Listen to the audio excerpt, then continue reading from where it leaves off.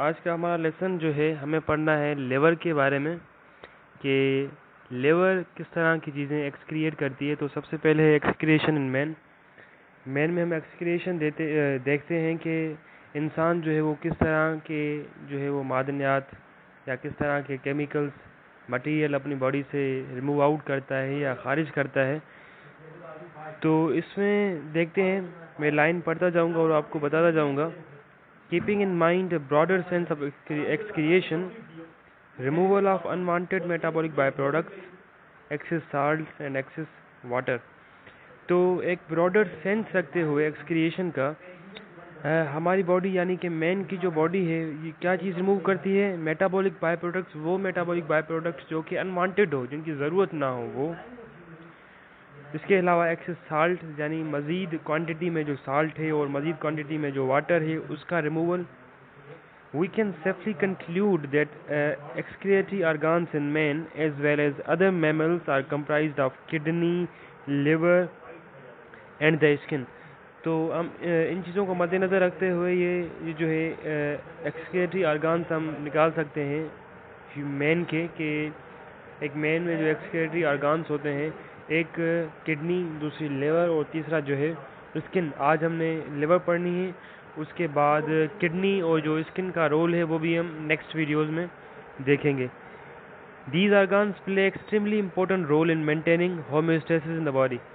ये जो तीन ऑर्गान्स हैं इनका बहुत ज़्यादा अहम जो है रोल परफॉर्म करते हैं ये होम्योस्टेसिस को मेंटेन रखने में, यानी जो हमारी बॉडी में होम्योस्टेसिस एक मैकेनिज्म है उसे मेंटेन रखने में अपना बड़ा रोल जो है वो प्ले करते हैं। तो यहाँ पे कुछ किडनी और स्किन का कुछ ओवरव्यू दिया हुआ है कि इनका रोल क्या है, वो देखते हैं।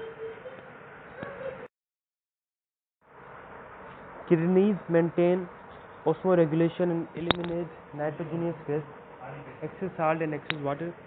किडनी का जो रोल है वो एक्सक्रिएशन में ये है कि ऑस्मोरेगुलेशन, साल्ट और वाटर की कंसंट्रेशन को बैलेंस रखते हैं। इसके अलावा नाइट्रोजीनियस वेस्ट जो हैं यूरिया, अमोनिया या यूरिक एसिड जो हैं उनका जो है वो एलिमिनेशन, और इसके अलावा मज़ीद साल्ट और मज़ीद वाटर जो है उसके जो है उनको एलिमिनेट करने में किडनी अपना रोल प्ले करती है। Liver excretes nitrogenous waste, bile, pigments etcetera. Liver का रोल ये है कि लिवर जो है ये नाइट्रोजीनियस वेस्ट को एक्सक्रिएट करती है, और इसके अलावा बाइल, पिगमेंट।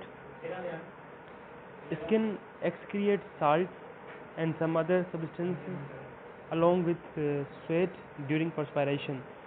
और लास्ट है स्किन। स्किन का काम ये है कि स्किन जो है ज़्यादा जो साल्ट होता है हमारी बॉडी में उसे रिमूव करती है परस्पायरेशन के थ्रू, यानी पसीने की सूरत में जो एक्सेस साल्ट है हमारी बॉडी से निकालती है। इसके अलावा बाकी भी कुछ सब्सटेंसेस हैं जो कि स्वेट की सूरत में ड्यूरिंग परस्पायरेशन यानी पसीने में निकल आते हैं, काफ़ी जो अनवांटेड सब्सटेंसेस होते हैं वो। तो चलते हैं अपने टॉपिक की तरफ जो है liver and important homeostatic organs. तो इसमें हम देखने जा रहे हैं कि लिवर के डिटेल में क्या क्या जो है वो लिवर रोल प्ले करती है एक्सक्रिएशन में। तो सबसे पहले लिवर का इंट्रोडक्शन है। Liver is a large reddish brown glandular organ located in the abdomen just below the diaphragm. यहाँ पे लिवर के बारे में बताया गया है कि भाई लिवर एक ग्लैंडुलर ऑर्गन है, यानी कि एज ए ग्लैंड भी काम करता है और ऑर्गन भी काम करता है। ये साइज में लार्ज है और इसका कलर जो है वो रेडिश ब्राउन है। कहाँ पे लोकेटेड है? एब्डोमेन में, just below the diaphragm. Diaphragm के बस थोड़ा नीचे एब्डोमेन में ये इसकी पोजीशन है, यानी इसकी लोकेशन वहाँ पे है।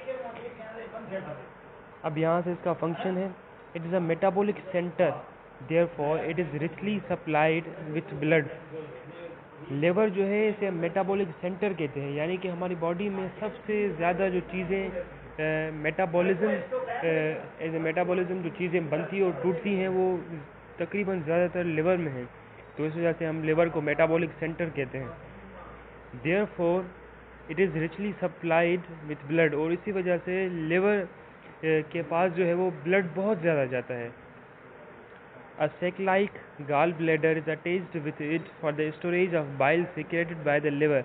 अब जो लिवर है, लिवर आर्गान के साथ एक दूसरा भी छोटा सा आर्गान जो है वो अटैच किया हुआ होता है, जिसे हम गाल ब्लैडर कहते हैं। उस गाल ब्लैडर का काम ये है कि लिवर की जो एक्सक्रिएशन या सिक्रेशन है लिवर की, जैसे कि बाइल पिगमेंट, तो उसे जो है गाल ब्लैडर सिक्रेट करता है या स्टोरेज करता है। Bile is poured into the duodenum by common bile duct. अब जो बाइल लिवर ने सिक्रेट किया, फिर वो बाइल स्टोर हुआ गाल ब्लैडर में।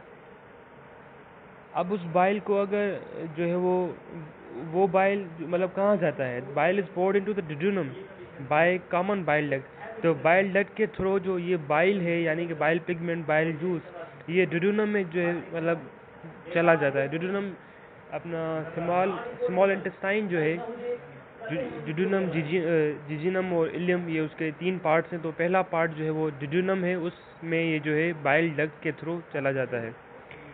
Rest of its products are released into the blood through hepatic vein. अब लिवर के जो दूसरे प्रोडक्ट्स हैं, यानी कि लिवर की जो दूसरी सिक्रेशन है, वो हेपाटिक वेन के थ्रू डायरेक्टली जो है वो ब्लड स्ट्रीम में जा मिलती है। Along liver, although liver performs hundreds of functions, we are restricting here to some of its main homeostatic functions। तो यहाँ पे जो लिवर के बहुत ज़्यादा इम्पोर्टेंट होम्योस्टैटिक फंक्शन हैं, उन्हें हम जो है वो डिस्कस करेंगे। हालांकि लिवर के बहुत और भी कुछ फंक्शंस हैं जो कि डीप में आगे जाके आगे वाली क्लासों में देखेंगे।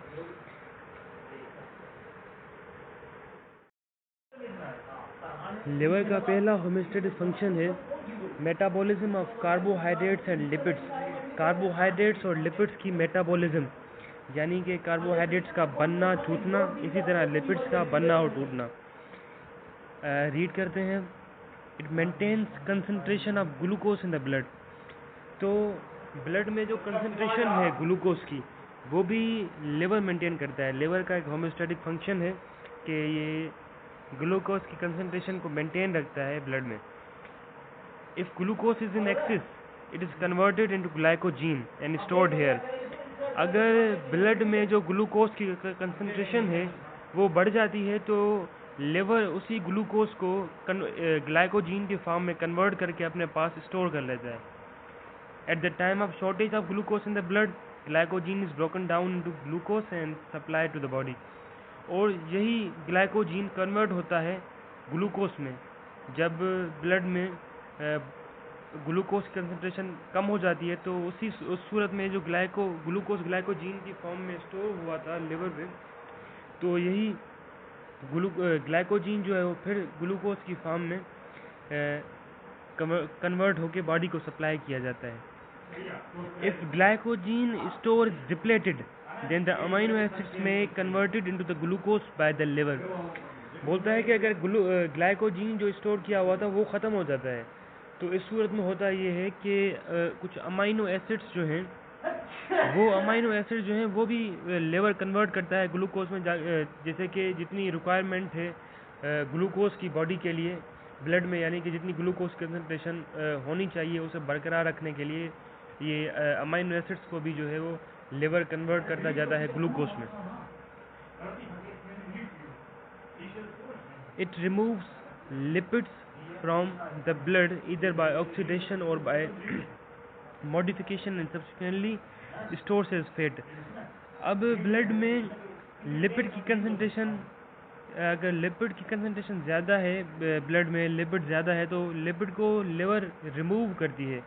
या तो उस लिपिड को तोड़ के, या फिर उसे मॉडिफाई करती है, यानी कि स्टोर की फॉर्म में उसे कन्वर्ट करके फिर वो स्टोर अपने पास अपने पास स्टोर कर लेती है। It can also synthesize non essential amino acids. और लिवर का एक होम्योस्टैटिक फंक्शन, यानी कि लिवर की एक प्रॉपर्टी ये भी है कि गैर ज़रूरी जो अमाइनो एसिड्स हैं, लिवर उन्हें भी जो है वो सिंथेसाइज करती है, बनाती है।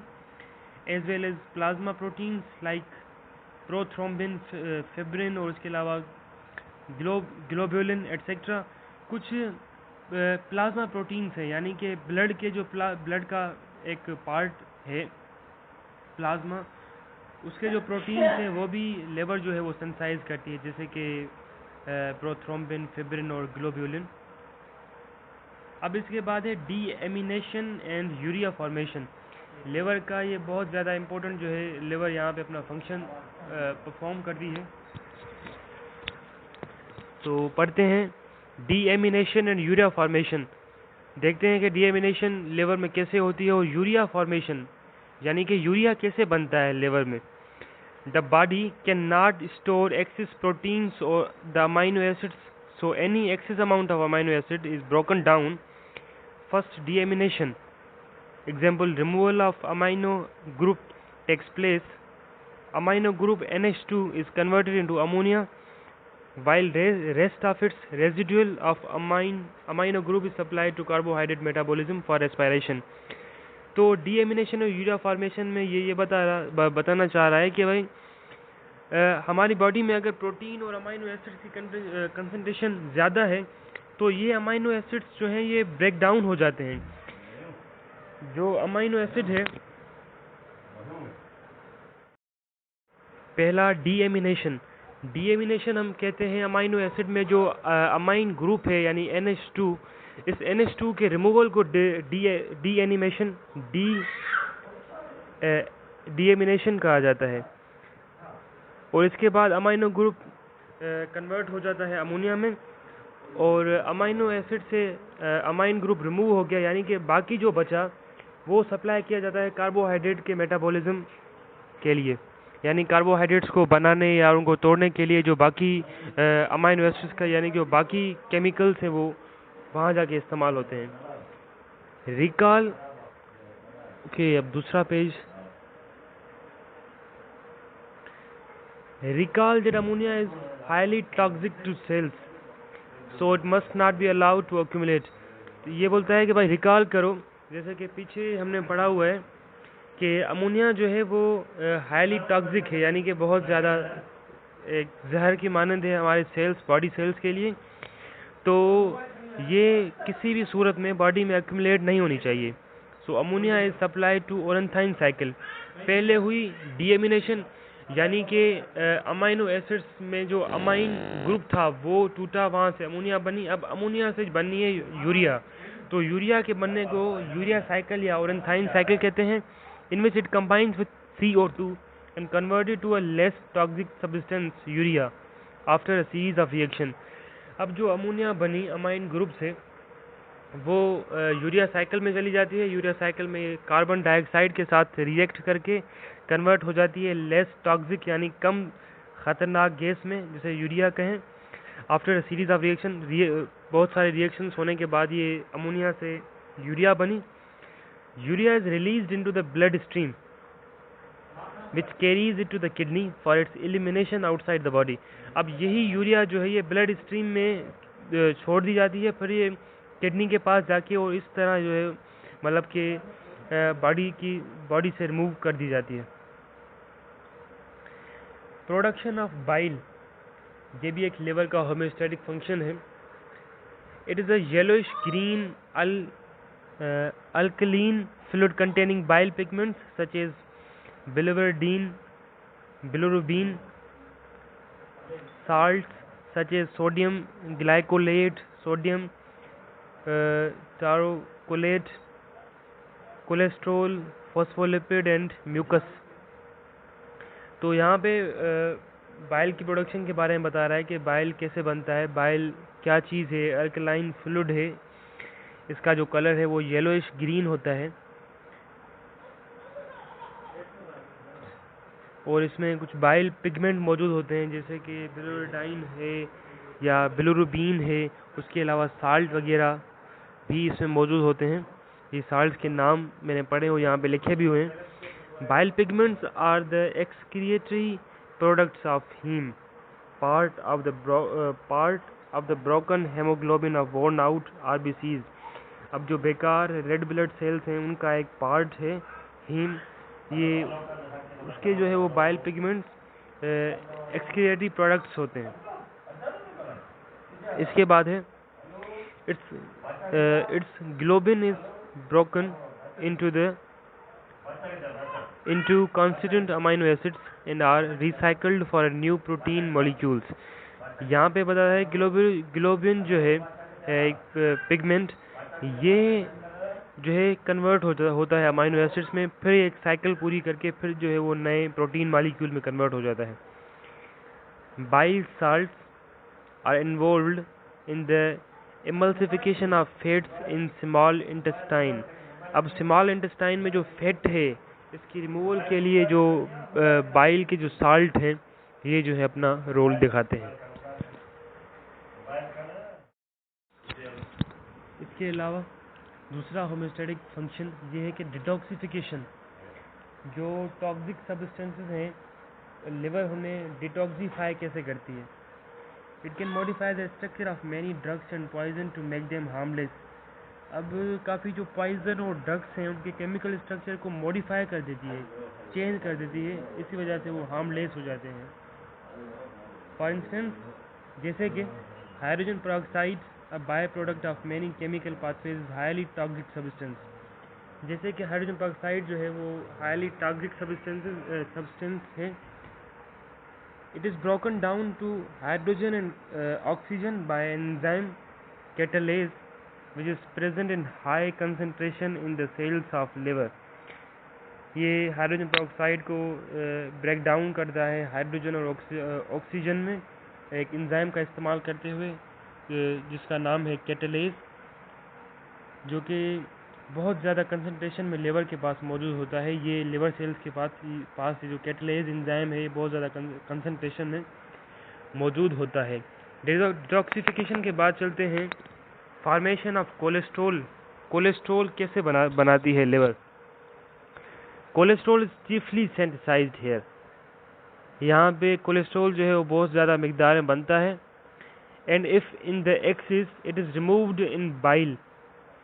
अगर कोलेस्ट्रॉल बढ़ जाता है यानी कि एक लिमिट से ज़्यादा बढ़ गया तो वो रिमूव किया जाता है बाइल में, जो बाइल जूस है उसमें जो है वो मतलब रिमूव कर दिया जाता है। Its excess amount in gallbladder can precipitate to form gallstone which may lead to jaundice। अब एक डिसऑर्डर है जो इस कोलेस्ट्रॉल की वजह से होता है। ये अगर कोलेस्ट्रॉल गाल ब्लैडर में ज़्यादा जमा हो गया तो वो वहाँ पे एक स्मॉल पार्टिकल्स की सूरत में जो है वो वहाँ पे अक्यूमुलेट हो जाता है और रिजल्टेंट में हमें जो है वो जॉइंडस एक डिसऑर्डर को फेस करना होता है। फॉर्मेशन ऑफ कोलेस्ट्रॉल के बाद थर्मोरेगुलेशन और आखिरी storage of vitamin. Thermoregulation, liver body के टेम्परेचर को मेंटेन कैसे करती है। Due to its efficient blood supply यहाँ पे बहुत ज़्यादा होता है।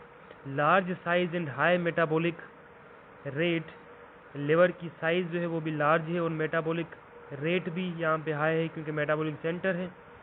Liver plays important role in maintaining body temperature, और इन सारी चीज़ों को इस्तेमाल करते हुए लिवर जो है वो बॉडी के टेम्परेचर को मेंटेन करने में काफ़ी ज़्यादा इम्पोर्टेंट रोल भी प्ले करता है।